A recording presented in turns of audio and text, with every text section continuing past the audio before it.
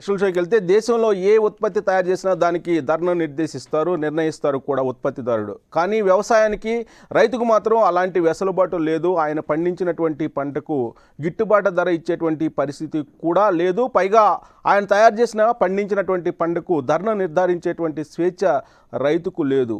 ఇదే అంశం మీద చాలాసార్లు కూడా చర్చలు జరిగాయి. అయినప్పటికీ కూడా రైతుకు న్యాయం చేయలేనటువంటి పరిస్థితి ఏర్పడింది. అందుకే ఇప్పుడు ప్రత్యామ్నాయంగా తెలంగాణ ముఖ్యమంత్రి కేసీఆర్ చెప్పిన పంటను వేయండి అనేటువంటి ఒక నినాదాన్ని తీసుకొచ్చారు. ఒకవేళ ఆ విధంగా ఆ పంటను వేయకపోతే రైతు బంధు పథకాన్ని రద్దు చేస్తాము అనేటువంటి ఒక ఆదేశాన్ని కూడా ఇచ్చారు కేసీఆర్. అందుకే ఇప్పుడు కలెక్టర్లు వ్యవసాయ అధికారులతోటి టెలికాన్ఫరెన్స్ ద్వారా మాట్లాడుతూ ఉన్నారు కేసీఆర్. రాబోయేటువంటి రోజుల్లో రైతులు గనక చెప్పినటువంటి పంటను ఆయా ప్రాంతాల్లో వేయకపోతే రైతు బంధు పథకాన్ని ఏ విధంగా కట్ చేయాలి అనే దాని మీద కలెక్టర్లు అలాగే వ్యవసాయ అధికారులతోటి సమీక్షిస్తూ ఉన్నారు. రైతుల్లో అవగాహన కల్పించాలి, రైతే తన జీవితాన్ని బాగు చేసుకోవాలి అనేటువంటి నినాదాన్ని కేసీఆర్ అందుకున్నారు. ఆయా ప్రాంతాల్లో ఆయా జిల్లాల్లో ఎలాంటి పంటలు వేయాలనేది ముందుగానే వ్యవసాయ అధికారులు నిర్దేశిస్తారు. ఆ పంటలను మాత్రమే వేయాలి అనేది కేసీఆర్ ఇప్పుడు తాజాగా అందుకున్నటువంటి స్లోగన్. ఇంచుమించుగా అలాంటి పరిస్థితి ఇప్పుడు ఏపీలో కనిపిస్తూ ఉంది.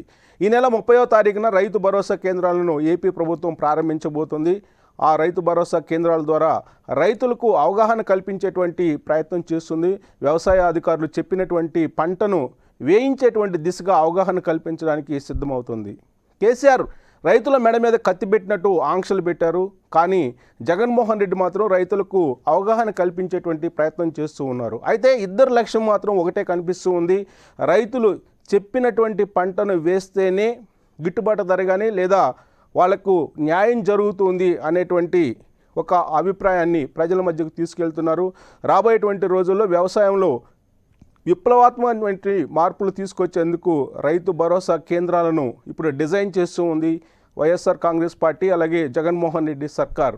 రైతు భరోసా కేంద్రాల ద్వారా రాబోయేటువంటి రోజుల్లో ఎరువులు, పురుగు మందులతో పాటు వ్యవసాయ అధికారుల ద్వారా రైతులకు అవగాహన కల్పించేటువంటి ప్రయత్నం చేయాలనేది ఆ కేంద్రాల యొక్క లక్ష్యం. కానీ కేసీఆర్ మాత్రం ఆంక్షలు పెట్టేశారు. రైతుల మెడ మీద కత్తి పెట్టినట్టు రైతు బంధు కావాలంటే చెప్పిన పంటనే వేయండి అంటున్నారు.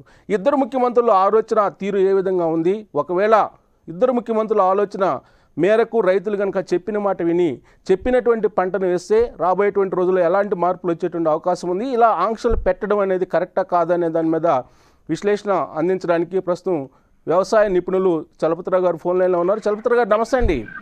నమస్కారం అండి. నమస్తే చలపతిరావు గారు. మీరు ఎప్పటి నుంచో ఈ రైతుల గురించి వ్యవసాయం గురించి అనేక సందర్భాల్లో మీరు మాట్లాడారు, అలాగే షోల్లో కూడా మీరు పార్టిసిపేట్ చేశారు. మీతో కూడా చాలా సందర్భాలు చర్చించడం జరిగింది.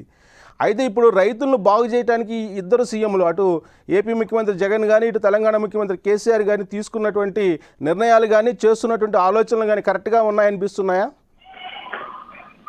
ఆంధ్రప్రదేశ్లో కొన్ని ప్రయత్నాలు చేస్తున్నారు. అవి పెద్దగా రైతులకు పెద్ద లాభం కాకపోయినా శాస్త్రపరంగా కానీ వేరే ఇబ్బందులు ఏం లేదు. అంటే వాళ్ళకి స్వాతంత్రం ఉంది, వాళ్ళకి సహాయకారిగానే ఉంటున్నారు.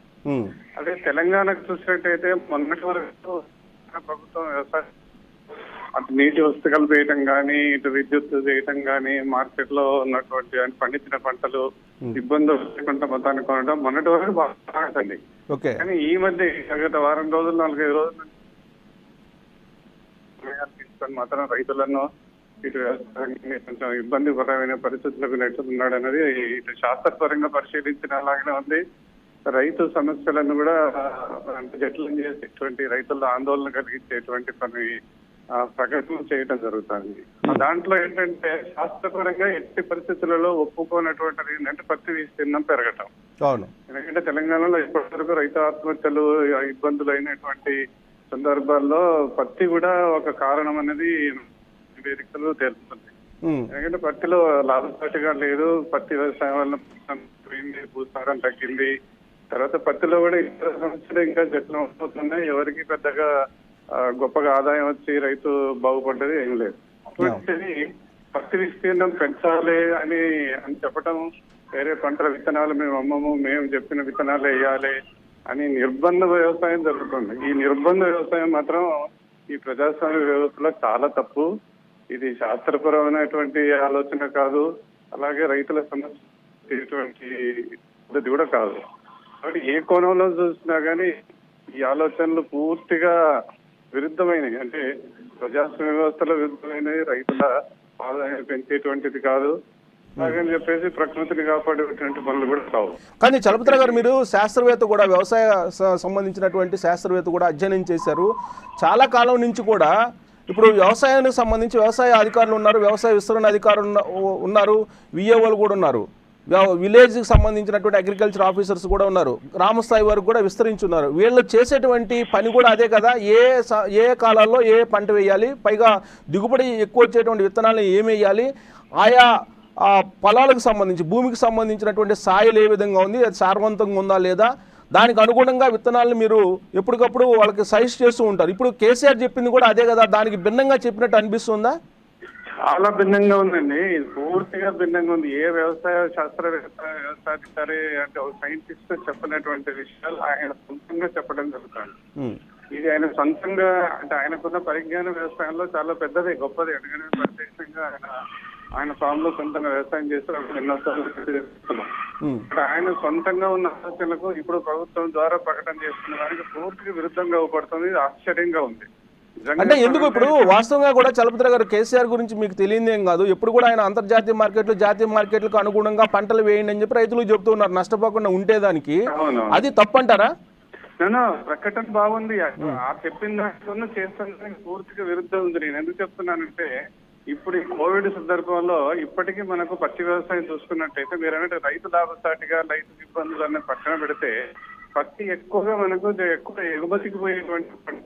ఎక్కువ మన సొంత వాడుకంటే ఎక్కువ భారతదేశంలో పత్తి వేరే దేశాలకు ఎక్కువ ఎగుమతి అయ్యేటువంటిది. ఈ సందర్భం ఏంటంటే, మన ఉత్పత్తి ఎక్కువైనట్టయితే ఈ కోవిడ్ ఈ ప్రస్తుత పరిస్థితులలో అంతర్జాతీయంగా ఈ ఎక్స్పోర్ట్ అంటే మామూలు ఎగుమతులు దిగుమతులు ఎలాగుంటాయి, ఏ దేశం ఏ విధంగా స్పందిస్తుంది అనేది తెలియనటువంటి సందర్భంలో ఇప్పటికీ పత్తి ఉత్పత్తి పెరగాలనుకోవటం తప్పు. ఒకటైతే ఇప్పటికీ పత్తి ఉత్పత్తులు గత 3-4 నెలల నుంచి ఎక్కడ వ్యాపారం ఉంది. కాబట్టి వచ్చే సంవత్సరం తను చెప్పినట్టుగా మంచి ధరలు రావాలన్న నిర్ణయానికి మాత్రం ఇది పూర్తి విరుద్ధం. వచ్చే సంవత్సరం పత్తి మార్కెట్ లో ఇబ్బందులు ఎదుర్కొంటుంది. అంటే కేవలం పత్తి గురించి మాత్రమే మీరు చెప్తున్నారా? ఓవరాల్ గా కేసీఆర్ తీసుకున్నటువంటి నిర్ణయం, ఒకవేళ చెప్పిన పంటను వేయకపోతే కనుక రైతు బంధును కట్ చేస్తామని చెప్పి చాలా క్లియర్ గా కూడా చెప్పడం జరిగింది. వరి పంటను వేయండి, పలాని ప్రాంతంలో పలాని జిల్లాలో వేయండి అని చెప్తున్నారు. అలాగే పత్తిని ఎక్కడెక్కడ వేయాలని చెప్తూ ఉన్నారు. ఇవన్నీ కూడా వ్యవసాయంలో సంస్కరణలో, వ్యవసాయంలో విప్లవాత్మకమైనటువంటి మార్పులు తీసుకొచ్చేటువంటి ఒక ఆలోచన కాదంటారా? అసలు కాదండి. ఎందుకంటే అంటే ప్రకటనలు వేరు, ఆలోచన వేరు. మేమంటే అంత ఊహించింది ఏంటంటే, ఒక అందరు నిపుణులతోటి, రైతులతోటి మన ప్రాంతాన్ని, ముఖ్యంగా తెలంగాణ ప్రాంతాన్ని భూములు నీటి వసతులను పట్టుకుని, ముఖ్యంగా అంతర్జాతీయంగా కానీ వేరే రాష్ట్రాలకు కానీ మనం పండించిన పంటలు ఎగుమతి చేసుకొని రైతుకు లాభసాటిగా ఉండడానికి వేరే ప్రత్యామ్నాయాలు, వేరే పంటలు చాలా ఉన్నాయి. చాలా మంది నిపుణులతో చర్చించాము. ఒక ప్రణాళిక కూడా మా దగ్గర ఉన్నది, అంటే యూనివర్సిటీ కానీ ఇక్కడ కానీ మా దగ్గర ఉంది. కానీ దాన్ని ఏమాత్రం పట్టించుకోకుండా తన ఆలోచనకు, తన రాజకీయ, తన ఇతరాన్ని, తన ప్రభుత్వాలను రైతుల మీద తోసేయడం జరుగుతుంది అన్నది ఒకటి. ఎందుకు చెప్తున్నానంటే, గోదావరి నుంచి నీళ్లు కోట్ల రూపాయలు ఖర్చు పెట్టి తీసుకొస్తున్న నీళ్లు వరి సేద్యానికి వాడుకుంటున్నారు. వరి సేద్యం అందరికీ తెలుసు, నీళ్లు అధికంగా వాడుతున్నాయి. కాబట్టి పెట్టినటువంటి ఖర్చుకు మనకు వరి ద్వారా వచ్చేటువంటి లాభం ఎట్టి పరిస్థితుల్లో సరిపోవట్లేదు. కాబట్టి ఆ నీళ్లను రెండో వరికి బదులు ఇతర ముఖ్యమైనటువంటి పప్పు దినుసులు, నూనె గింజలు ఇలాంటి పంటలకు ఎగుమతులకు అవకాశం ఉంది. మనకు కూడా జనాభా పెరుగుతుంది కాబట్టి వాటి ఆహార వినియోగం ఎక్కువ ఉండే అవకాశం ఉంది. కాబట్టి ఆ పంటలకు ప్రణాళిక కావాలి. పత్తి ఎందుకండి, రేపు ఆహారం ఇచ్చే పంట కాదు, పశువులకు మేతకు పనికి వచ్చే పంట కాదు, భూసారానికి అంటే కాపాడేటువంటి పంట కాదు. అంటే ప్రతిపరంగా ఉపయోగపడదు, ప్రజలకు ఉపయోగపడదు, కేవలం వాణిజ్య పంట మాత్రమే. చలపతిరావు గారు, మీరు ఒక సైంటిస్ట్ గా ఇప్పుడు కేసీఆర్ చేస్తున్నటువంటి ప్రయత్నం వాణిజ్య పరంగా ఎగుమతుల గురించి ఆలోచిస్తున్నట్టు అనిపిస్తుందా, లేదంటే వాస్తవంగా మనం తెలంగాణని ఒక పీఠభూమిగా చెప్తూ ఉంటారు, ఆ పీఠభూమికి సంబంధించి భౌగోళిక స్వరూపం డిఫరెంట్గా ఉంటుంది, ఆ భౌగోళిక స్వరూపానికి, ఆ నేలకి, ఆ నేల స్వభావానికి తగినటువంటి విధంగా పంటలు వేసుకోవాలి, దేశీయ మార్కెట్ కానీ విదేశీ మార్కెట్ కానీ వాటితో సంబంధం లేకుండా అంటారా? అసలు ఇప్పుడు మీరు అన్నట్టుగా అసలు ఈ పక్క దిగుమతులు ఎక్కువ అవడానికి అవకాశం ఏమీ లేదు. పత్తి ఎక్కువ, ఎందుకంటే ఇప్పటికే పత్తి విస్తీర్ణం పెరగడంతో తెలంగాణలో పత్తి వేయకూడనటువంటి భూముల్లో పత్తి పండడానికి అవకాశం తక్కువ ఉన్న భూముల్లో వరకు వచ్చింది. ఎందుకంటే ఇతర పంటలకు ప్రభుత్వం నుంచి పెద్దగా సహకారం, నూనె గింజలు, ఈ జొన్నలు ఇవన్నీ కూడా అన్ని మాయమైపోయి కేవలం పత్తి పెరిగింది. పత్తి ఎంత పెరిగిందంటే యూనివర్సిటీలు కానీ అందరు కానీ మొన్నటి వరకు ఇప్పటి వరకు కూడా ఈ కొన్ని భూములలో పత్తి చేయకూడదు, దీన్ని మాన్పించాలి, ఇతర పంటలకు ప్రభుత్వం ప్రోత్సాహం ఇవ్వాలన్నటువంటి నివేదికలు ఇంతవరకు మొన్నటి వరకు ఈ ముఖ్యమంత్రి గారు కూడా పత్తి విస్తీర్ణంలో వేయటం మంచిది కాదు, మనకు దిగుబడులు అంటే రైతులకు ఇబ్బందులు ఏర్పడుతున్నాయి. కానీ ఈ నీటి వినియోగానికి ఉపయోగించేటట్టుగా ఈ చిరుధాన్యాలు, నూనె గింజలు, పప్పు దినుసులు లేకుంటే కొన్ని మెడిసినల్ ప్లాంట్స్, ఈ తెలంగాణ భూములలో మంచి నాణ్యమైనటువంటి మెడిసినల్ ప్లాంట్స్ వస్తాయి, లేకుంటే సెరికల్, ఇలాంటి ఎన్నో పంటలు ఉన్నాయి. మనకు అదృష్టం కొద్ది తెలంగాణలో ఈ వాతావరణంగా భారతదేశంలో పలు పంటలు పండే అవకాశం ఉన్నటువంటి ప్రాంతంలో కష్టపడి తెచ్చిన నీరు సరిగ్గా బ్రహ్మాండమైన పంటలు పండించవచ్చు, మంచి బంగారమైనటువంటి పంటలు పండించవచ్చు. తెల్ల బంగారం కాదు కాబట్టి తెల్ల బంగారం మీద ఆయన మోదుపడటం అది ఇక్కడ ఉన్నటువంటి తెలంగాణ రైతులకు, తెలంగాణ ప్రకృతికి, ముందు తరాలకు ఇవి మంచి చలపతి గారు, ఆ మధ్యకాలంలో మీరు కూడా అబ్జర్వ్ చేస్తుంటారు. కేసీఆర్ ఏం చెప్పేవాళ్ళు అంటే తెలంగాణ వచ్చిన తర్వాత తెలంగాణ దేశవ్యాప్తంగానే కాదు విదేశాలకు కూడా సీడ్ని, విత్తనాలని పండించి విత్తనాలను సరఫరా చేయాలి, విత్తనాలను ఎగుమతి చేయాలి అనేటువంటి ఒక ఆలోచన అప్పట్లో చేశారు ఆయన. ఇప్పుడు దానికి భిన్నంగా మొత్తం పత్తి పంట వేయండి, కాటన్ వైపు మళ్ళండి అని అంటూ ఉన్నారు. అంటే సీడ్ బౌల్గా తెలంగాణని చెయ్యాలి అనేటువంటి ఆయన ఆలోచన నుంచి ఇప్పుడు మళ్ళా పత్తి కాటన్ వైపు వచ్చింది అని అంటే ఒక ఆలోచన, భిన్నమైనటువంటి ఆలోచన, నష్టపరిచేటువంటి ఆలోచన చేస్తున్నట్టు అనిపిస్తుందా? సీడ్ బౌల్కి తెలంగాణ సరిపోయేటువంటి ప్రాంతమా? ఖచ్చితంగా. ఇప్పుడు మీరు చెప్పిన పాయింట్ నిజాయితీగా ఎన్నో సంవత్సరాల నుంచి అంటున్నాం, తెలంగాణలో విత్తనాలు బ్రహ్మాండంగా పండుతాయి, రైతుకు విత్తనం ఒక లాభం. ఈ రాష్ట్ర ప్రభుత్వం రైతు సహకార విత్తన సహకార సంఘాలుగా రూపొందించి రైతులు పండించిన విత్తనాన్ని మనం ఇతర రాష్ట్రాలకు పంపాలన్నటువంటి ఆలోచనగా మిగిలిపోయింది. కానీ ఇప్పటి వరకు ఆచరణలో ఎక్కడ రాలేదు. ఈ వచ్చిన 6 సంవత్సరాలలో ఎక్కడ కూడా ₹1 రైతుకు విత్తనం ద్వారా వచ్చినట్టు, అంటే కొత్తగా వచ్చినట్టు, నాదిగా ఈ ప్రాంతం యొక్క అనుకూలత కాబట్టి కొంతమంది రైతులు విత్తనం పెడుతున్నారు. అది ప్రైవేట్ వ్యాపారస్తులు జోబులకి పోతుంది. ఏ ప్రైవేట్ కంపెనీ రైతుల దగ్గర విత్తనం పండిస్తున్నారు, వాళ్ళ దగ్గరికి వెళ్ళి కొంటున్నారు, మళ్ళీ అదే విత్తనాన్ని రైతులకు అధిక ధరకు అమ్ముతున్నారు. మరి దీన్ని చూసి ఏ ప్రభుత్వ సంస్థలు కానీ రూపొందించలేదు, రైతు సహకార సంఘాలు పెంచలేదు. కాబట్టి రైతుకు తెలంగాణ ఈ వాతావరణం, ఈ నేలలు ఇచ్చినటువంటి అనుకూలమైన పద్ధతులు రైతుకు అంటే ఆదాయం పెరిగేటట్టుగా ఈ సీడును మాత్రం చెప్పడం వరకే జరిగింది. కానీ ఇప్పటి వరకు ఎలాంటి చొరవలేదు. అలాంటి ప్రణాళికలు పెడుతున్నట్టయితే బాగుండేది. ఇంకోటి చలపతి గారు, ఇంకోటి ఏపీలో ఒక ప్రయోగం చేయబోతున్నారు ఈ నెల 30వ తారీఖున. ఆ 30వ తారీఖున రాష్ట్ర వ్యాప్తంగా కూడా రైతు భరోసా కేంద్రాలను ఏర్పాటు చేసి అక్కడి నుంచే పురుగు మందులు, ఎరువులు కానీ ఎవ్రీథింగ్ మొత్తం కూడా రైతులకు అక్కడి నుంచి అవగాహన కానీ, లేదంటే ఇంతకు ముందులాగా కంపెనీల దగ్గరికి వెళ్ళి ఎరువులు, పురుగు మందులు కొనుక్కునేటువంటి పరిస్థితి కాకుండా ధరలను సరసమైనటువంటి ధరలకు, అందుబాటులో ఉండే ధరలకు రైతు భరోసా కేంద్రాల ద్వారానే సప్లై చేస్తామని చెప్పి ఒక నిర్ణయం తీసుకున్నారు. రైతు భరోసా కేంద్రాల యొక్క లక్ష్యం కూడా అదే. అది ఒక విప్లవాత్మకమైనటువంటి మార్పులు తీసుకొస్తుంది వ్యవసాయ రంగంలో అని భావిస్తుంది అక్కడ ఉండేటువంటి సర్కారు. అది ఎంతవరకు సాధ్యం అంటారు? ఇది ప్రయత్నం చేయడం వల్ల ఒక మంచి ఫలితాలు ఇచ్చే అవకాశం ఉంది. నేను అంటే చెప్పాలి, తెలంగాణ రాష్ట్రం ఏర్పడిన తర్వాత ఇక్కడ అగ్రో ఇండస్ట్రీస్ తో ఒక అతన్ని నియమించినప్పుడు అతను బాగా పరిచయం. అతనికి ఇప్పుడు ఇదే సలహా ఇచ్చా. రాష్ట్ర ప్రభుత్వం మొదటి నుంచి కూడా రాష్ట్ర ప్రభుత్వం నుంచి ఎరువులు, పురుగు మందుల వ్యాపారం అడ్డదోడుగా ఉంది.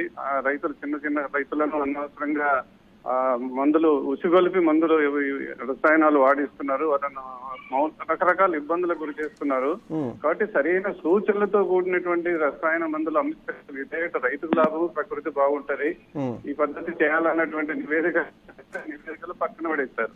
కాబట్టి అలాంటి చొరవ ఇక్కడ చేపట్టలేదు. ఇప్పుడు ఆంధ్ర ప్రభుత్వం ఇదని చేయడం అంటే తప్పనిసరిగా ఫలితాలు ఇస్తుంది. కానీ ప్రణాళిక రూపొందించినప్పుడు బాగుంది, ఆచరణలో కూడా అదే పద్ధతిలో చూసి మంచి సలహాలు ఇచ్చేటువంటి ఒక కేంద్రంగా ఏర్పడుతూ దాని ద్వారా ఈ కూడా సప్లైస్ ఇచ్చినట్టయితే దీనివల్ల జరిగేది ఏంటంటే రైతుకు ₹4 తక్కువ ధరకు దొరకటం, నాణ్యమైన దొరకటం, తర్వాత సరైన సూచనతో పోతుంది. ప్రైవేట్ వల్ల ఏంటంటే ఏ పురుగు మందు దేనికి వాడాలో వాడమంటారో, ఇది కాకపోతే అది కాకపోతే అన్ని రకరకాలుగా వాడుతుంటారు. అది తగ్గుతుంది. సరి అయిన మందు సరి అయినటువంటి సమస్యకు సూచనతో పాటు వెళ్తుంది. నాణ్యమైనటువంటి ఉత్పత్తులు కూడా ఉంటాయి కాబట్టి ఇది ఒక మంచి ప్రయత్నం. ఈ ప్రయత్నం ముందుగా సఫలీకృతం అయితే దాన్ని ఇంకా కొంచెం పరిధి పెంచి చాలా రకాల సదుపాయాలు ఈ కేంద్రాల ద్వారా వచ్చినట్టయితే ఇదొకటి. ఇది మంచి ప్రయత్నం ఆంధ్ర రాష్ట్రం. దురదృష్టం కొద్ది ఆంధ్ర ప్రభుత్వానికి కొన్ని రకాలు బాగున్నాయి. అదొకటి శుభ సూచకంగా ఉంది. కానీ ఇక్కడ ఎవరు లేరు, నిపుణులు లేరు. హైదరాబాద్ లో చాలా మంది పరిజ్ఞానం ఉన్న వాళ్ళు, రిటైర్ వాళ్ళు ఉన్నారు కానీ వాళ్ళని ఎవరిని వాడుకోవట్లేదు. బట్ అదే ఆంధ్రప్రదేశ్ ప్రభుత్వం మాత్రం నిపుణులను ఎలాగా ఎక్కువగా వినియోగించుకుందని చెప్పక తప్పట్లేదు. చలపతి గారు, ఫైనల్ గా మీ దగ్గర నుంచి ఒకటి అత్యాశ అవుతుంది కానీ ఈ క్వశ్చన్, రైతు పండించినటువంటి పంటకు తనే ధర నిర్ణయించేటువంటి పరిస్థితి రావాలంటే ఏం చేస్తే వస్తుందంటారు? తనే ధర నిర్ణయం చేసుకునే పద్ధతి కాదు కానీ ఒకటి చెప్పగలను, రైతు సంఘాలుగా ఏర్పడితే మాత్రం ఈ దోపిడీ వ్యవస్థను లేకుంటే ఇట్లాంటి వాటిని అలాంటి నష్టాన్ని తగ్గించుకునే అవకాశం ఉంది. కాబట్టి ఏ ప్రభుత్వాలు వచ్చినా ఏం చేయలేవు అన్నది ఇప్పటిదాకా మనకు గత ఎన్ని సంవత్సరాల నుంచి చూసినా ఈ కొత్తగా రాష్ట్రాలలో కూడా పెద్ద మారింది ఏం లేదు. కాబట్టి నేను ఈ సందర్భంగా ఈ కార్యక్రమం ద్వారా రైతులు ఏంటంటే దయచేసి మీరు సంఘాలుగా ఏర్పడండి. ఈ మిడిల్ మెన్ అంటే మధ్యవర్తుల యొక్క దోపిడీని అరికట్టుకోవాలన్నట్టయితే తప్పనిసరిగా మీరు ఒకటిగా ఉన్నట్టయితే తప్పనిసరిగా మీ వస్తువులు మీరు అమ్ముకోవచ్చు. ఈ తక్కువ ధరకు నష్టపోవటం కంటే కొంచెం అంటే వాళ్ళు ధర నిర్ణయించినంత కాదు కానీ నష్టాలను కొద్దిగా ఎక్కువ ధర పొందడానికి అవకాశం ఉంటది. కాబట్టి అది ఒక మంచి అవకాశం. కాబట్టి రైతు సంఘాలుగా ఇప్పుడు చలపతి గారు మీరు రైతు సంఘాల ప్రస్తావన తీసుకొచ్చారు కాబట్టి నేను ఒకటి అడుగుతున్నాను. ఇప్పుడు తెలంగాణలో ఆల్రెడీ రైతు సంఘాలను ఏర్పాటు చేశారు, మండల గ్రామ రైతు సంఘాలను కూడా ఏర్పాటు చేశారు, రాష్ట్ర రైతు సంఘం కూడా ఇక్కడ ఉంది. దానికి పల్లా రాజేశ్వర రెడ్డి గారు చైర్మన్గా కూడా ఉన్నారు, మీకు తెలిసిన విషయమే. మరి ఈ సంఘాలు అనేది మీరు చెప్పినటువంటి లక్ష్యాన్ని చేరుకోలేమంటారా? అసలు చేరుకోవాలి, చెప్పడం వరకే అవుతుంది. అంటే అనకూడదు కానీ ఇంతకుముందు అప్పుడు రాజశేఖర రెడ్డి గారు ముఖ్యమంత్రిగా ఉన్నప్పుడు కూడా ఇలాంటి ప్రయత్నం చేశారు. అప్పుడు చేశారు కానీ పూర్తిగా రాజకీయంగా నియమాలతో ఏ మాత్రం పరిణామం మార్పు రాలేదు. ఇప్పుడు కూడా ఇది కూడా అదే తోవలో ఉంది. చెప్పుకోవడానికి మాత్రం బ్రహ్మాండంగా ఉంది. మేము గ్రామస్థాయిలో చాలా చూసాము. ఏం చేస్తున్నారంటే వీళ్ళు ఏమీ లేదు. అంటే ఇది ఒక రాజకీయ అంటే టిఆర్ఎస్ ప్రభుత్వానికి రైతుల ఒక సంఘంగా వీళ్ళని వాడుకోవడానికి రాజకీయంగా. అంటే మీరు చెప్పేటువంటి సంఘాలు ఇప్పుడున్నటువంటి సంఘాలకి మధ్య ఏంటి వ్యత్యాసం ఏంటి? అంటే నేను చెప్పేది రైతులు స్వచ్ఛందంగా ఏ రాజకీయ సంబంధం లేనటువంటి అందరూ ఏ రాజకీయాలను పక్కన పెట్టి వాళ్ళు స్వచ్ఛందంగా ఒక సంఘంగా ఏర్పడగలిగితే వాళ్ళ పంటలు వాళ్ళు అమ్ముకోగలుగుతారు. ప్రభుత్వానికి ఏమైనా అవసరం అనుకుంటే ప్రభుత్వంతో అంటే భిన్నతపు గానీ ప్రభుత్వం యొక్క ఆచరణ ఆలోచనలు మార్చడానికి అవకాశం ఉంటది. కానీ ఇప్పుడు ఈ రైతు సమన్వయం ఏంటంటే ప్రభుత్వం అంటే టీఆర్ఎస్ ప్రభుత్వం చెప్తే మాత్రం అదే చేస్తారు. అంటే మీరు చెప్పేది కోఆపరేటివ్ అగ్రికల్చర్ సిస్టమ్ లోకి వెళ్ళాలంటారా? గతంలో రాజశేఖర రెడ్డి ఒకప్పుడు ప్రయత్నం చేశారు, అలాంటి పద్ధతికి వెళ్ళాలంటారా? కానీ రాజశేఖర రెడ్డి గారు అప్పటికి కూడా నేను చాలా సార్లు అప్పుడు సోమయాజన్ గారు ఈ విషయంలో బాగా తీస్తారు. అప్పుడు వారు చేసినటువంటి దాంట్లో ఏంటంటే ప్రయత్నంలో భూమినంతా ఏకీకృతం చేయాలన్నటువంటి ఆలోచనతో వాళ్ళు గట్టిగా పట్టుకున్నారు ఆయన. అవును, భూమిని అందరూ ఇచ్చేసి మొత్తం భూమిని అంతా సగటుగా ఒక దగ్గర తీసుకొచ్చి వ్యవసాయం చేయటం అనేది ఈ పరిస్థితులలో అసలు వీలు కాదు సార్. అది వదిలేసి మిగతా పంటల సాగు మాత్రము లేకుంటే పంటలు పండించింది విక్రయించుకోవటం లేకుంటే మెషినరీ వాడుకోవటం వీటన్నిటికీ పెడదాం. రైతు భూమిని ఏకీకృతం చేయటం ఒక దగ్గర తీసుకురావటం ఇది కౌడదని చెప్పినా కానీ ఎవరు చెప్పినా కానీ ఆయన వినలేదు అప్పుడు. కాబట్టి అది మాటల వరకు ఆగిపోయింది కానీ క్షేత్రస్థాయికి ఎట్టి పరిస్థితులు ఏం పోలేకపోయింది. కాబట్టి పరిధులు ఇప్పుడు మనకున్న రాజకీయం కానీ ఏమంటారు అంటే విడిపోయినటువంటి ఈ వ్యవస్థలో విడివిడిగా ఒంటరి అయిపోయిన వ్యవస్థలో కొంచెం సంఘటితం చేయాలంటే ఇప్పుడు కేంద్ర ప్రభుత్వం చూస్తాం కదా రైతు అంటే ఎఫ్పిఓలు అంటే ఫార్మర్స్ ప్రొడ్యూసర్ ఆర్గనైజేషన్ గా ఆ చిన్న రండి ఒక 500 నుంచి 1000 మంది ఎక్కడ వీలైతే అక్కడ మీరు కొనుగోడండి కొన్ని పంటలు పండియండి, ఆ పంటలు మీరే విక్రయించుకోవడానికి ప్రయత్నం చేయండి. లేకుంటే ఎరువులు పురుగు మందు ఇప్పుడు ఆంధ్రప్రదేశ్ ప్రభుత్వంలో పెట్టినట్టు ఎరువులు పురుగు మందులు అన్ని మీరే డైరెక్ట్ గా సంపాదించుకోనండి. ఈ చిన్న చిన్న కంపెనీల మోసాల నుంచి మీరు బయటపడండి. ఇలాంటి అవకాశాలను ఆ చిన్నగా ఈ ప్రభుత్వం ఇప్పటివరకు చూడండి సహకార సంఘాలను పెంచలేదు, సహకార వ్యవస్థను పెంచలేదు. ఈ ఎఫ్పిఓలో కేంద్ర ప్రభుత్వం ఇచ్చినా కానీ దాని గురించి మాట్లాడారు. దానికి ప్రత్యామ్నాయంగా రాజకీయ ఒక రైతు సమన్వయ సమితి అని ఒకటి పెట్టేశారు. దానివల్ల ఏం లేదు, అనవసరంగా రైతుల్లో ఉన్న ఉత్సాహం పొడగొట్టడానికి ఈ రైతు సమన్వయ సమితులు అంటే సహకార రంగానికి రైతుల ఏకీకృతానికి ఇవి పూర్తిగా విరుద్ధం. ఓకే చలపతి గారు, ఇంకోటి ఏంటంటే చంద్రబాబు నాయుడు సీఎంగా ఉన్నప్పుడు అప్పట్లో ఉమ్మడి రాష్ట్రం ఉన్నప్పుడు ఆయన ఒక నిర్ణయం తీసుకున్నారు. అదేంటంటే బోర్ల కింద వరి పంట మీరు వేయటానికి లేదు అనేటువంటి ఒక నిర్ణయం తీసుకున్నారు. ఆ నిర్ణయం తీసుకున్నప్పుడు ప్రజల నుంచి చాలా వ్యతిరేకత వచ్చింది. ఇప్పుడు కేసీఆర్ ఒక అంతకన్నా ఇంకా కూడా ఇంపార్టెంట్ నిర్ణయం తీసుకున్నారు. రైతులకు బహుశా అది జీర్ణించుకుంటారో లేదో కానీ అసలు మీరు కనుక చెప్పిన పంట వేయకపోతే నేను రైతు బంధును కట్ చేస్తానని చెప్పి అన్నారు. ఆ రోజున చంద్రబాబు నాయుడు కేవలం బోర్ల కింద వరి పంటలు వేయొద్దు, కేవలం సర్ఫేస్ వాటర్ ఉన్న చోటే వేయండి అని చెప్పి ఆయన ఒక పిలుపునిచ్చినటువంటి క్రమంలో ఆనాడు అందరూ వ్యతిరేకించారు.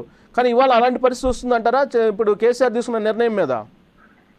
తప్పనిసరిగా వస్తుంది. ఇప్పుడు మీరన్నట్టుగా రైతుకు కొన్ని రకాలైనటువంటి అవసరం దృష్టిలో కావచ్చు, ఆయనకు అవకాశాలను దృష్టిలో పెట్టుకో కొన్ని నిర్ణయాలు తీసుకున్నారు. అది వాళ్ళకి దానికి అలవాటు పడిపోయినారు. సో అలవాటు పడిపోయిన వాళ్ళను మార్చాలంటే చాలా ప్రయత్నం చేయాలి. కాబట్టి అప్పుడు మీరన్నట్టుగా బౌర్ల కింద ఇవేదన్నది ఇప్పుడు ఈ ప్రభుత్వానికి మొన్న మేము అందరం ఇచ్చిన సూచన అదే. మీరు మార్పు చేయదలుచుకుంటే కష్టపడితే అందరూ మీరు మేము అందరం కష్టపడి రైతుల ఆలోచన మారుతాము. నీరు సమస్య అయిపోతుంది ప్రపంచం మొత్తం మీద, ముఖ్యంగా భారతదేశంలో. రెండో పంటగా తెలంగాణలో ఎట్టి పరిస్థితుల్లో బోర్ల కింద వరి వ్యవసాయం చేయకుండా వేరే పంటల వైపు వెళ్దాం, వేరే పంటలు ఈ పంట కంటే లాభసాటిగా ఉండేటట్టుగా ప్రయత్నం చేద్దాము అన్న సూచనకు ముఖ్యంగా వరి వ్యవసాయం కూడా ఎక్కువ అవుతుంది. తెలంగాణకి ఇబ్బంది కూడా అవుతుంది ఇప్పుడు, ఎందుకంటే ఉత్పత్తి ఎక్కువ అవుతుంది, ఎక్కడ అమ్ముకోవాలో తెలియట్లేదు. కాబట్టి అది ప్రయత్నం చేయాలి. అప్పుడు మీరు అన్నట్టుగా రైతుల నుంచి వ్యతిరేకత వచ్చింది. ఏంటంటే మిగతా వాళ్ళ సపోర్ట్ సరిగా లేకుండే. కాబట్టి ఇప్పుడు కూడా మీరు చెప్పినట్టుగా ఈ నిర్బంధ వ్యవసాయానికి ఇప్పటికే రైతుల నుంచి చాలా వ్యతిరేకత వస్తుంది. చాలా మంది ప్రాంత జిల్లాల్లో కలెక్టర్లకు ఇస్తున్నారు. రేపు రాను రాను ఇంకా కొద్దిగా ఈ లాక్డౌన్ అయిపోయిన తర్వాత మిగతా రైతు సంఘాలందరూ ముందుకు వచ్చేసినట్టయితే ఈ నిర్బంధ వ్యవసాయాన్ని మాత్రం తప్పనిసరిగా నియంత్రిత వ్యవసాయం అంటారు. నియంత్రిత అంటే నిర్బంధ వ్యవసాయం. ఇది మాత్రం ఎట్టి పరిస్థితుల్లో మంచిగా. ఇంకోటి నేను చెప్తున్నది, ఇది శాస్త్రపరంగా కరెక్ట్ కాదు, తర్వాత అనుభవం చూస్తే కూడా మంచిది కాదు.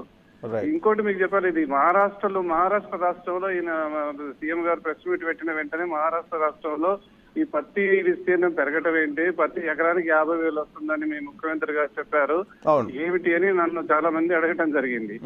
ఈ 50,000 అంటే నికరాదాయం వచ్చేట్టయితే అది ఎంత అసంబద్ధమో అంత అన్యాయమైనటువంటి ప్రకటన అర్థం కాదు. ఎవరు చెప్పారు అని అంత ఆరాధిస్తే ఎవరో ఒక్కతను యూనివర్సిటీలో ఇదివరకు పత్తి వ్యవసాయం తెలియనటువంటి ఒక ఉన్నత అధికారి చెప్పారని తెలిసింది.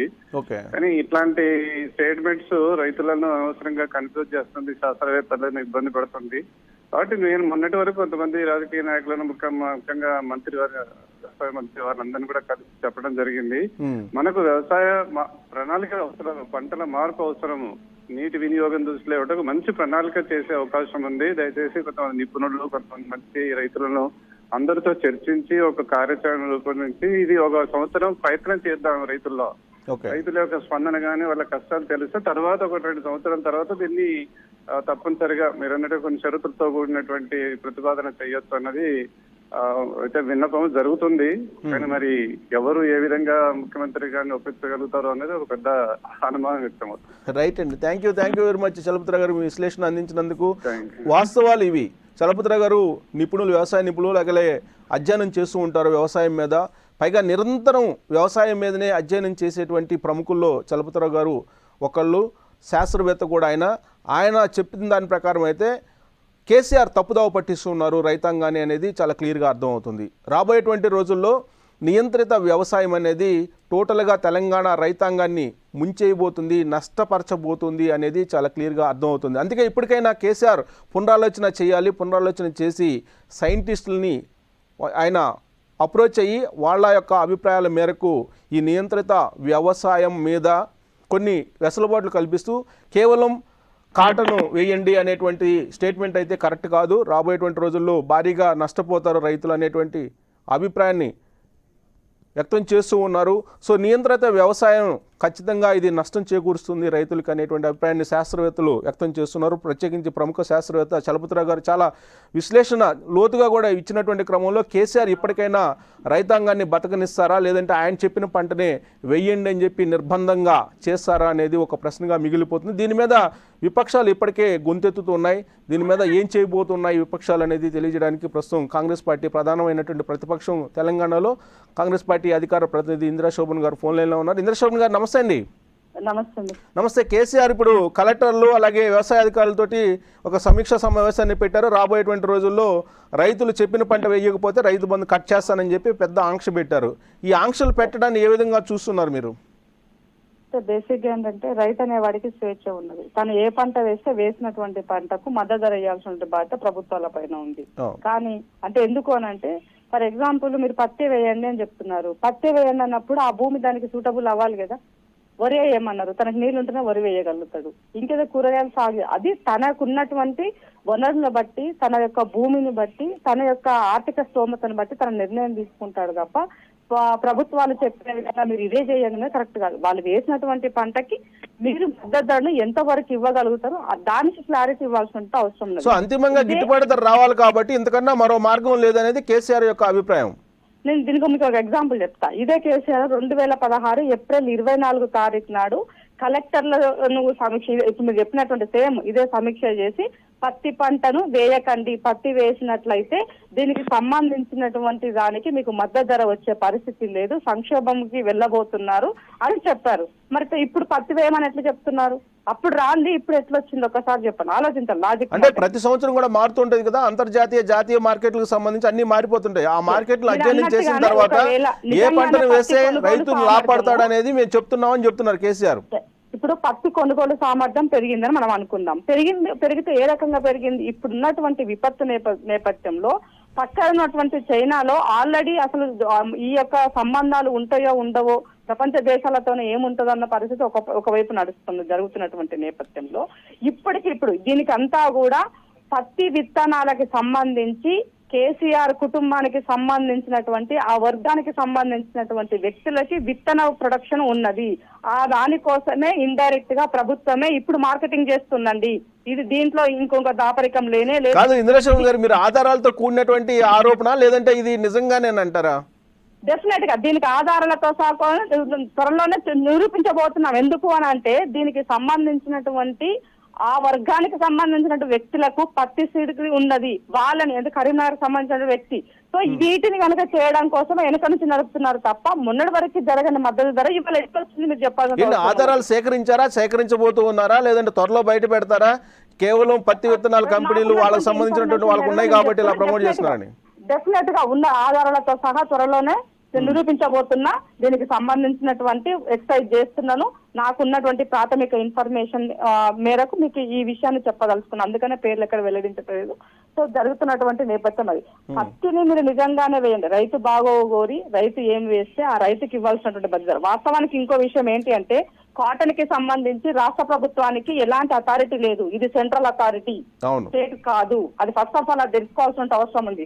అది లేకుండానే నా చేతిలోనే ఉన్నది, నేను ఏం చెప్తే మీరు అదే వేయండి, నేను చెప్పింది వేస్తేనే మీకు మద్దతు ధర ఇస్తాను అని చెప్పడానికి, లేదంటే నేను వేస్తే రైతు బంధు ఇస్తానని చెప్పడానికి, ఇది ఏమైనటువంటి చర్య ఒక నియంతగా చెప్తున్నటువంటి మాటలుగా చూడాలి తప్ప దీంట్లో ప్రత్యామ్నాయం లేదన్నది మాత్రం గుర్తుపెట్టుకోవాల్సిన అవసరం ఉంది. ఆయా ప్రాంతాల్లో ఏ ప్రాంతంలో ఏ పంట వేయాలి అనేది ఒక సంస్కరణ, వ్యవసాయ సంస్కరణగా భావిస్తుంది టీఆర్ఎస్ ప్రభుత్వము. ఈ క్రమంలో రైతులు ఏ పంట వేయాలి అనే దాని మీద ఖచ్చితంగా వేస్తేనే రైతు బంధు ఇస్తామంటున్నారు. అంటే రైతు బంధుని కట్ చేసుకునే దానికి ఇదొక ప్రయత్నం లాగా కనిపిస్తుందా? ఎగ్జాక్ట్లీ. ఎందుకంటే మేము ముందు నుంచి చెప్తున్నాము, కేసీఆర్ ఏమన్నాడు, నేను బతుకున్నంత కాలము, నా ప్రభుత్వం అధికారంలో ఉన్నంత కాలము రైతు బంధు వస్తుందని చెప్పినాడు కేసీఆర్. ఎలాంటి షరతు లేకుండా వస్తుందని చెప్పినాడు. మరి వాళ్ళ కొత్తగా షరతులు ఎందుకు పెడుతున్నారండి మీరు? మీ దగ్గర ఖజానా లేదు, ఖజానా ఖాళీ అయింది, డబ్బులు లేవు. కాబట్టి ఏదో రకంగా కొర్రి పెట్టి కోతలు పెట్టాలన్న ఉద్దేశంతో ఏమంటారు, కోడి మీద ఉన్నటువంటి ఈకలు వీకే విధంగా పీకేటట్టుగా ఉన్నటువంటి వాటిని సేకరిస్తారు తప్ప దీంట్లో ఎలాంటిది ఏమీ లేదు. రైతుని శాసించేటువంటి అధికారము ఎవరికి లేదు, అది గుర్తుపెట్టుకోవాలి ఫస్ట్ ఆఫ్ ఆల్. సో రైతుల పక్షాన్ని మీరు ఏం చేయబోతున్నారు ఇప్పుడు కాంగ్రెస్ పార్టీ వైపు నుంచి, తెలంగాణ నుంచి? ఇప్పుడు నిన్న మా కిసాన్ సెల్ మీటింగ్ నిన్న గాంధీ భవన్ లో జరిగినటువంటి ఈ సమగ్ర మీటింగ్ నేపథ్యంలో దానికి సంబంధించినటువంటి మళ్ళీ ఇంకొక 2 రోజుల్లో మళ్ళీ ఇంకొక మీటింగ్ ఉన్నది. డెఫినెట్ గా క్షేత్రస్థాయిలో చర్చించుకొని కేసీఆర్ రైతుల పట్ల రైతు పక్షపాతి కాదు. ఈయన కేసీఆర్ రైతుల పట్ల కేవలం సవిటి తల్లి ప్రేమ మాత్రమే చూపుతుందని చెప్పబోతున్నాం ప్రజల మధ్యలోకి. వీటన్నిటికన్నా కూడా ఇంపార్టెంట్ పాయింట్ చెప్పారు మీరు ఇంద్రశోభన్ గారు. కొనుగోలు కాలేదు, ఐకేపీ సెంటర్ లో ధాన్యం కొనుగోలు ఒక ప్రతి గింజ కొంటామన్నారు. అది అట్లా పెండింగ్ లో ఉంది. మీరు కరీంనగర్ వెళ్ళండి, మహబూబాబాద్ వెళ్ళండి, మహబూబాబాద్ జిల్లాలో మార్కెట్లలో వాళ్ళు కుప్పలు పోసుకొని అట్లాగే ఉన్నారు. ఈ అకాల వర్షాలతోటి వాళ్ళు ఇబ్బంది పడేటువంటి పరిస్థితి ఉన్నది. ప్రభుత్వం అనేది ఏముండాలండి? ఈ సమయంలో కరోనా విపత్తు సమయంలో అన్ని బిజినెస్లు చాలా కొలాప్స్ అయినటువంటి పరిస్థితి. ఈ సందర్భంలో సమయంలో ఈ దేశాన్ని కాపాడేది కేవలం 80% ఉన్న రైతన్న మాత్రమే తన నుంచి వచ్చినటువంటి ఆదాయం. ఈ ఆదాయ నేపథ్యంలో దీనిని ఎట్లా దీనిని ఆ రైతుకు ఊతమేయాలని ఆలోచించాలి తప్ప ఉన్నటువంటి రైతుకి ఎట్లా కోతలు పెడతాయి, మరి ఎట్లాగా మన ప్రగతి ఎట్లా వస్తుంది, జీడిపి ఎట్లా పెరుగుతుంది ఆలోచించాల్సిన అవసరం ఉన్నది. ఇంతేకాకుండా ఇవాళ ఉపాధి హామీకి సంబంధించినటువంటి దానిని వ్యవసాయానికి అనుసంధానం చేయమని కేంద్రం పైన ఒత్తిడి చేయండి. ఇవాళ కాంగ్రెస్ పార్టీ అడుగుతున్నది, మీరు కూడా ఒత్తిడి చేయండి, వ్యవసాయానికి అనుసంధానం చేయండి. ఉపాధి హామీ కూలీల వేతనము పెంచారు కరెక్టే, కానీ దానికి అడ్వాన్స్ మొబిలైజ్ కింద వాళ్ళకి పేమెంట్ చేయండి. అప్పుడు రైతుకు ఊరటగలుగుతుంది, ఉపాధి హామీ పని వాళ్ళకి చేతి నిండా పని దొరుకుతుంది. ఇది కదా ప్రత్యామ్నాయం ఎట్లా ఆలోచించాలి తప్ప ఉన్నటువంటి దాన్ని ఎట్లా కోతలు పెట్టాలి, ఎట్లా కొర్రీలు చేయాలి, ప్రాజెక్టులు కమిషన్ వచ్చే ప్రాజెక్టులకు ఏ రకంగా నేను తూట్లు పొడచాలి, ఇది అని మీరు ఆలోచించేది. ఇప్పుడు రైతు సంఘాలని గ్రామ స్థాయి నుంచి మండల స్థాయి, జిల్లా స్థాయి, రాష్ట్ర స్థాయిలో మొత్తం రైతు సంఘాలను ఏర్పాటు చేసింది టిఆర్ఎస్ ప్రభుత్వం. ఈ రైతు సంఘాల ద్వారా కంప్లీట్ గా ఆయా జిల్లాల్లో ఉండేటువంటి ఆ యొక్క భూమి స్వభావం బేరీజ్ వేసుకొని వ్యవసాయ అధికారులతోటి వాళ్ళు టైఅప్ అయ్యి ఏ పంటను వేస్తే లాభం వస్తుందని ప్రయత్నం చేయడం అనేది తప్పుగా మీరు ఎందుకు అనుకుంటున్నారు? ఇప్పుడు నేనేమంటున్నానంటే ఏ పంట ఏది సూటబుల్ అవుతుందో దానికి తగ్గట్టుగా పెట్టుబడి సహాయం మనం అందించాల్సిన అవసరం ఉంది. ఆ దిశగా ప్రభుత్వం చేస్తుందా మీరు ఆలోచించండి ఒకసారి. గ్రౌండ్ రిపోర్ట్ కూడా మనం ఆలోచించాలి. రైతుని ఉత్తగా నిందించడం కాదు కదా. నీవు భూసార టెస్టులు చేయడం కరెక్టే, ఏ పంట వేయాలని చెప్పడం కరెక్టే, ఒక్క నిమిషం ఆలోచిద్దాం. కానీ దాని తగ్గట్టుగా నువ్వు పెట్టుబడి సాయం అందిస్తున్నావా? రైతు బంధు ఎకరాకి ఎంత ఇస్తారు మీరు? 5,000 రూపాయలు ఇస్తున్నారు. 5,000 ఒక ఎకరాకు పెట్టుబడి సాయం సరిపోతుందా అండి?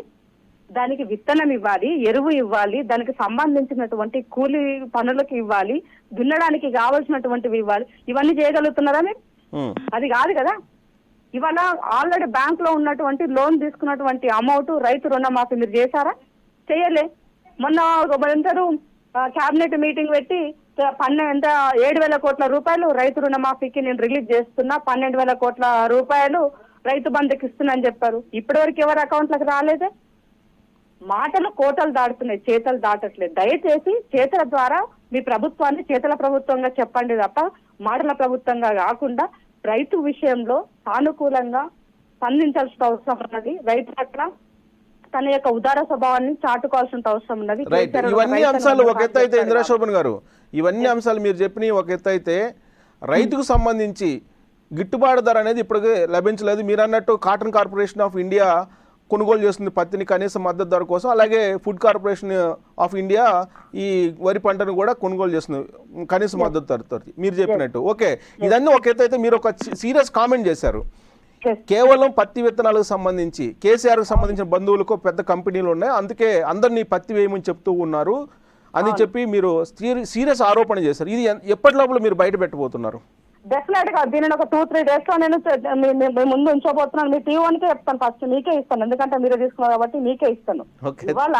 ఇవాళ నిజంగానే మీరు పత్తి వేయండి అని చెప్పడానికి పత్తికి సంబంధించినటువంటి దానికి ఎంతవరకు ఆల్రెడీ పత్తి పంటకి సంబంధించినటువంటి అన్ని జిల్లాలో ఇప్పటికే 22%, 25, 15 మినిమం 15 to 22% అన్ని జిల్లాలో పత్తి పంట పండిస్తున్నారు. కొత్తగా ఇవాళ మీరు దీన్ని పర్టికులర్ గా మీరు దీనికి చెయ్యండి అని అంటే ఇప్పుడు ముఖ్యమంత్రి చెప్పిన దాని ప్రకారం పత్తి విస్తీర్ణం గనక కాటన్ వేసేటువంటి విస్తీర్ణం పెంచితే గనక ఎంత రేటు ఇవ్వబోతున్నారు అనేది కూడా ముందు అనౌన్స్ చేయాలనే డిమాండ్ ఏమైనా చేయదలుచుకున్నారా? డెఫినెట్ గా కదా. సో పోనీ అలా చెప్పిన మీరు ఇన్ని ఎకరాల్లో మీరు పత్తి పండించినప్పుడు మీకు ముందుగానే నేను అనౌన్స్ చేస్తున్నాను, మీకు క్వింటాకి ఎంత 7,000 ఇస్తానా, 8,000 ఇస్తానా, 10,000 ఇస్తానా, ముందు అనౌన్స్ చేయండి. మీరు అనౌన్స్ చేసిన దాని ప్రకారంగానే రైతు పండించిన పంట నాకు గిట్టుబాటు ధర అవుతుంది అనుకుంటే రైతు వేస్తాడు, లేదంటే లేదు.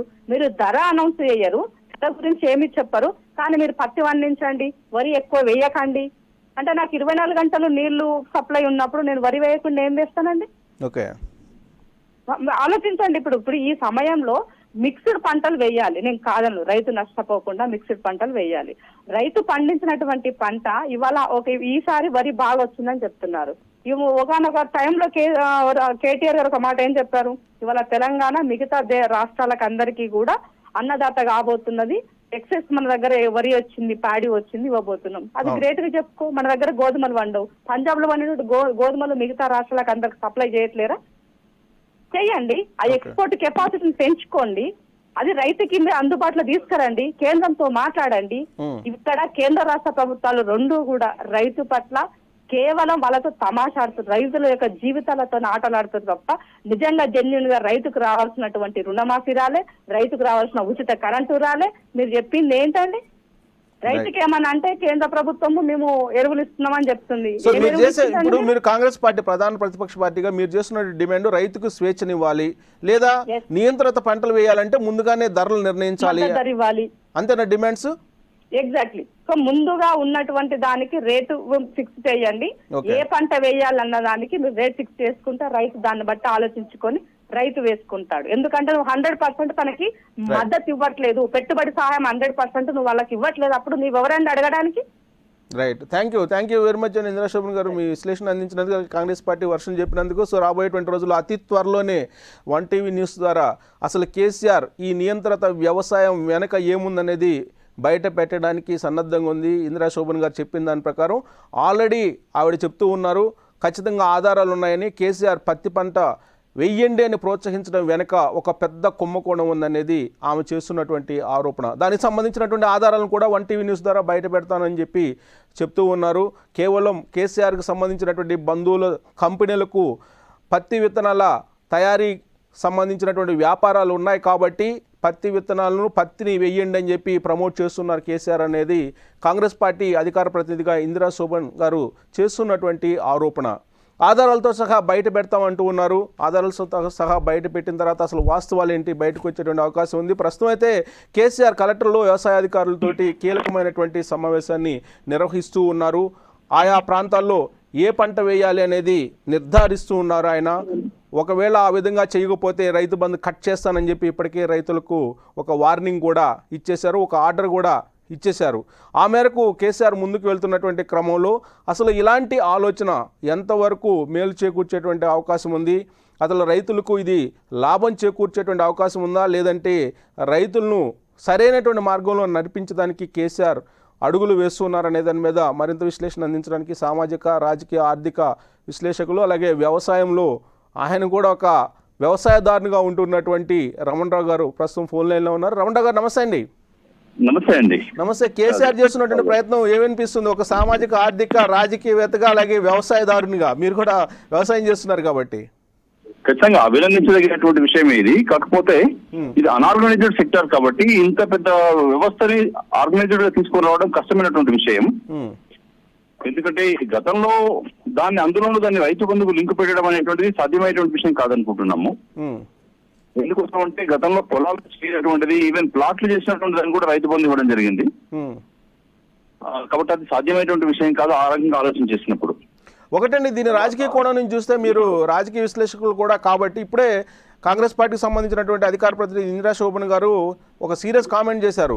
దీని వెనక కేసీఆర్కి సంబంధించిన బంధువుల వ్యాపారాలు ఉన్నాయి, కాటన్కు సంబంధించిన సీడ్ని తయారు చేసే కంపెనీలు ఉన్నాయి, అందుకే కాటన్ని ప్రమోట్ చేస్తూ ఉన్నారు తెలంగాణలో అనేటువంటి కామెంట్ చేశారు. సో అది రాజకీయ కోణం నుంచి చూడాలా, లేదంటే ఖచ్చితంగా పత్తి వేయడానికి అనుకూలమైనటువంటి ప్రాంతం తెలంగాణ అనుకోవాలా?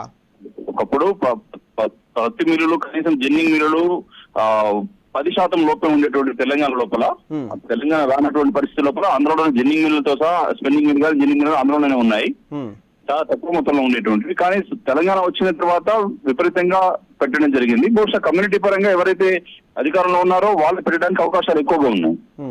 అవకాశాలు ఎక్కువ ఉన్నాయి. పెట్టుండొచ్చు కూడా. కానీ నేనేమంటున్నానంటే ఒక ప్రభుత్వం ఒకవేళ మీరు అన్నట్టుగా ఇప్పుడు కేసీఆర్ గారు చెప్పినట్టుగా ఈసారి కాటన్ కి ఎక్కువ ప్రియారిటీ ఇవ్వండి, వేయమని చెప్పారు అనుకుందాం మనం.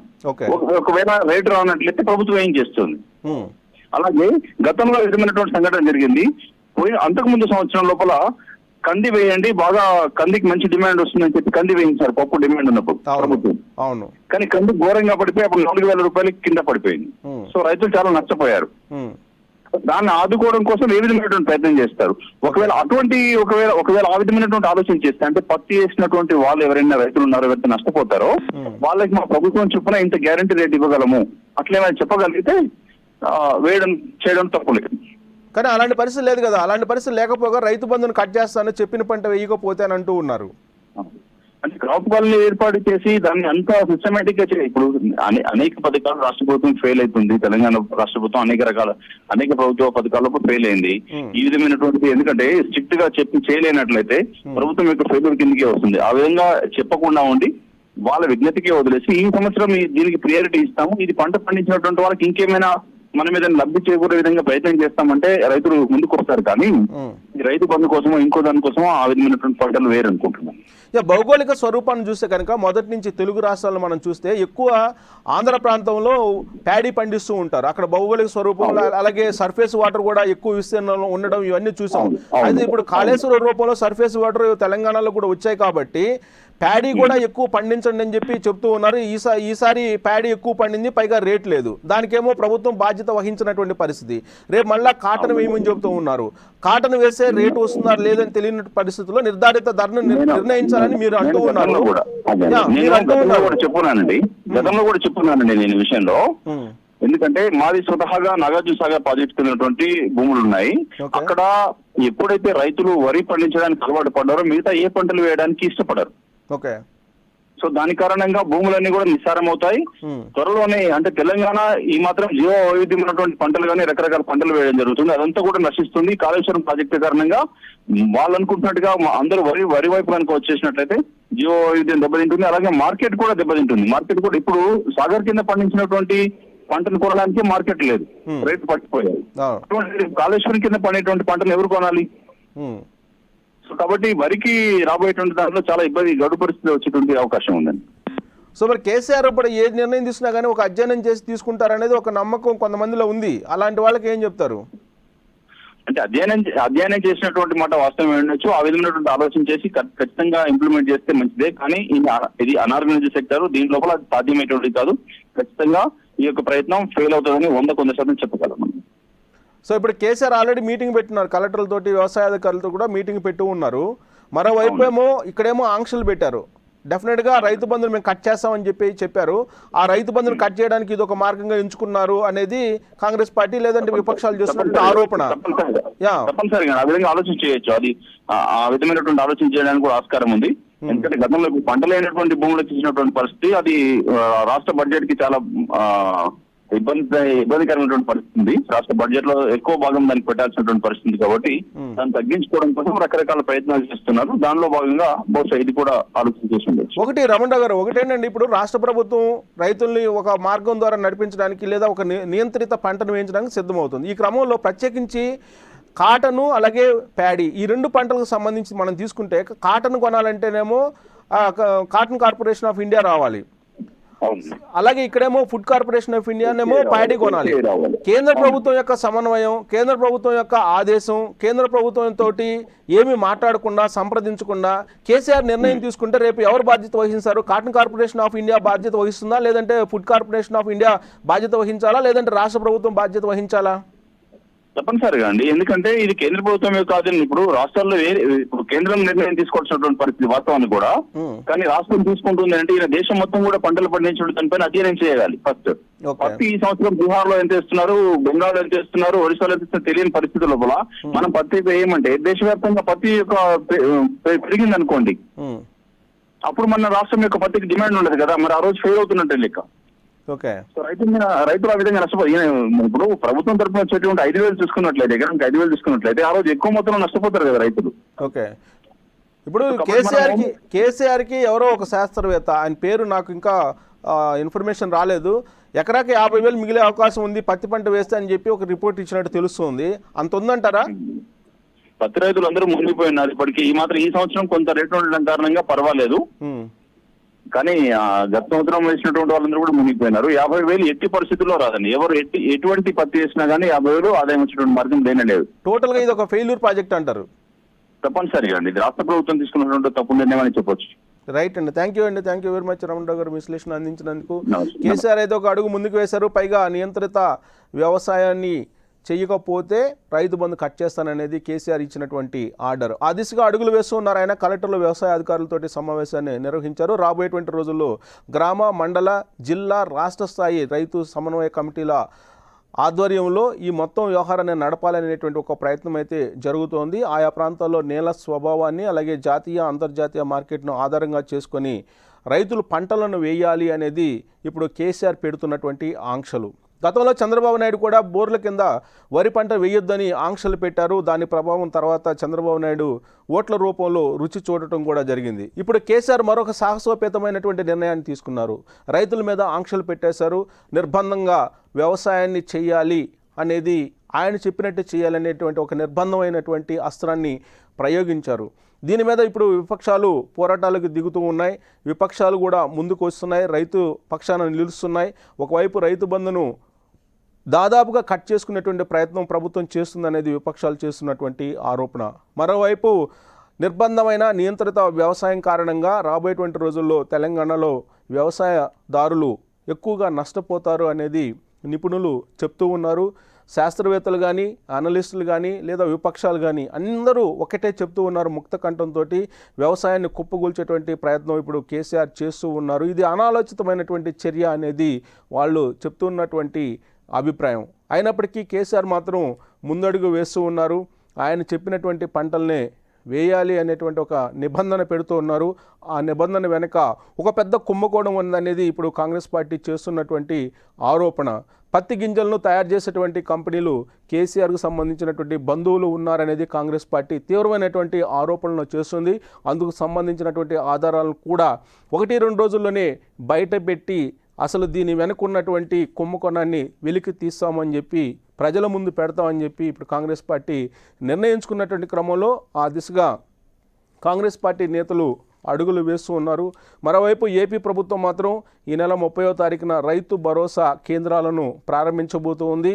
రైతు భరోసా కేంద్రాల ద్వారా మాత్రమే ఇక నుంచి పురుగు మందులు అలాగే ఎరువులను కూడా విక్రయించాలని నిర్ణయించుకుంది. ఒకవేళ అదే జరిగితే కనుక ఖచ్చితంగా రైతులకు సరసమైనటువంటి ధరలకు అటు పురుగు మందులు ఇటు ఎరువులు కూడా దొరికేటువంటి అవకాశం ఉంది. అంతేకాదు వ్యవసాయ అధికారుల ద్వారా ఆయా ప్రాంతాల్లో ఏ పంట వేయాలి అనేది కూడా నిర్ణయించబోతున్నారు. దీని మీద మరో శాస్త్రవేత్త హరిబాబు గారు విశ్లేషణ అందించడానికి ఫోన్ లైన్లో ఉన్నారు. హరిబాబు గారు నమస్తే అండి. అటు తెలంగాణ ఇటు ఏపీ ప్రభుత్వాలు వ్యవసాయం సంస్కరణలు తీసుకురావడానికి అడుగులు వేస్తూ ఉన్నాయి. ఇక్కడేమో ఖచ్చితంగా నియంత్రిత వ్యవసాయం అంటున్నారు తెలంగాణలో, అక్కడేమో ఏపీలో రైతు భరోసా కేంద్రాలను ఏర్పాటు చేసి ఇన్పుట్స్ని పెంచేదానికి ప్రయత్నం చేస్తున్నారు. ఇద్దరు ప్రయత్నాలు ఏ విధంగా కనిపిస్తున్నాయి? హరిబాబు గారు హలో. హరిబాబు గారు కాలు కట్ అయింది. విప్లవాత్మకమైనటువంటి మార్పులను తీసుకొచ్చేందుకు వ్యవసాయంలో అటు ఏపీ ఇటు తెలంగాణ ప్రభుత్వాలు ప్రయత్నం చేస్తున్నాయి. అందులో భాగంగా రైతు భరోసా కేంద్రాలను ఏర్పాటు చేయడానికి ఇప్పటికే సంసిద్ధమైంది ఏపీ సర్కార్. జగన్మోహన్ రెడ్డి ఈ నెల 30వ తారీఖున ఆ కేంద్రాలను ప్రారంభించబోతూ ఉన్నారు. అక్కడి నుంచి వ్యవసాయంలో విప్లవాత్మకమైనటువంటి మార్పులు రాబోతూ ఉన్నాయి అనేది ఇప్పుడు అంచనా వేస్తూ ఉంది వైఎస్ఆర్ కాంగ్రెస్ పార్టీ, అలాగే ఏపీ సర్కార్ కూడా. ఇక నుంచి కేవలం రైతు భరోసా కేంద్రాల ద్వారానే అన్నీ కూడా వస్తాయనేది ఇప్పుడు ఏపీ ప్రభుత్వం అంచనా వేస్తుంది. ఇప్పటికే సంచలనమైనటువంటి నిర్ణయాలు తీసుకున్నటువంటి జగన్మోహన్ రెడ్డి వాలంటీర్లను పెట్టారు. గ్రామ వాలంటీర్లు, వార్డు వాలంటీర్ల ద్వారా నూతన పాలనకు శ్రీకారం చుట్టారు. ఆయన రాబోయేటువంటి రోజుల్లో రైతు భరోసా కేంద్రాలను అలాగే నిత్యావసరాలను అమ్మేటువంటి జనతా బజార్లను కూడా ప్రారంభించబోతూ ఉన్నారు. ఈ రెండింటి ద్వారా గ్రామీణ ఆర్థిక వ్యవస్థను బలోపేతం చేయాలనేది జగన్మోహన్ రెడ్డి యొక్క ఆలోచన. అందుకు సంబంధించి ఇప్పటికే వ్యవసాయ మిషన్ పనిచేస్తూ ఉంది. ఏపీలో వ్యవసాయ మిషన్ అనేక సంస్కరణలు తీసుకురావడానికి ప్రయత్నం చేస్తుంది. అందులో భాగంగా రైతు భరోసా కేంద్రాలను డిజైన్ చేసింది. ఇక రైతు భరోసా కేంద్రాల ద్వారా అన్ని ఇన్పుట్స్ కూడా లభించేటువంటి అవకాశం ఉంది. రైతులకు సరసమైనటువంటి ధరలకు కూడా. ఇక నుంచి అక్కడ పురుగు మందులు అమ్మేటువంటి వ్యాపారులు కానీ లేదా విత్తనాలు అమ్మేటువంటి వ్యాపారులు కానీ ఉండరు. రాబోయేటువంటి రోజుల్లో రైతు భరోసా కేంద్రాల ద్వారా మాత్రమే విత్తనాలు, పురుగు మందులు రాబోతూ ఉన్నాయి. ఇక నుంచి నకిలీలకు కూడా స్వస్తి పలికేటువంటి అవకాశం ఉంది. ఇప్పటివరకు నకిలీ విత్తనాలు రైతులను నిలువున ముంచేసినటువంటి సందర్భాలు అనేకం ఉన్నాయి. ఇక రైతు భరోసా కేంద్రాల ద్వారా అలాంటి సంఘటనలు పునరావృతం కాకుండా జాగ్రత్త పడుతుంది ఏపీ ప్రభుత్వం. రైతులకు ఇన్పుట్ సబ్సిడీతో పాటు ఇన్పుట్ సబ్సిడీ ఇవ్వడంతో పాటు ఎరువులు పురుగు మందులు ఇవ్వడానికి అలాగే ఎప్పటికప్పుడు వ్యవసాయంలో మెళకువలు తెలియజేయడానికి రైతు భరోసా కేంద్రాల ద్వారా వ్యవసాయ అధికారులను అనుసంధానం చేసి ముందుకు వెళ్తూ ఉంది ఏపీ సర్కార్.